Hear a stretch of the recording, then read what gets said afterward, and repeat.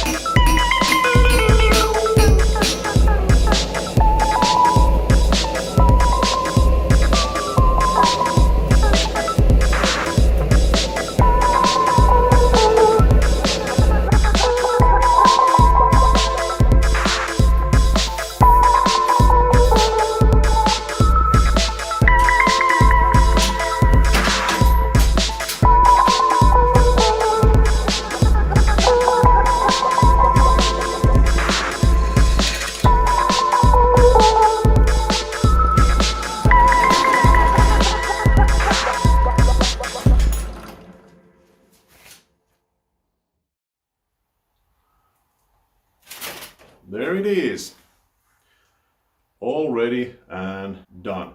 Later I usually put a little keyring here in the hole and stamp some text over here, and on the other side I stamp usually the name of the receiver. But yes, there it is, all ready and good to go. But yeah, that's all for today. Guys, thank you very much. I hope you liked the video. If you did, please remember to subscribe and like the video. And yeah, I'll see you in the next one. Bye.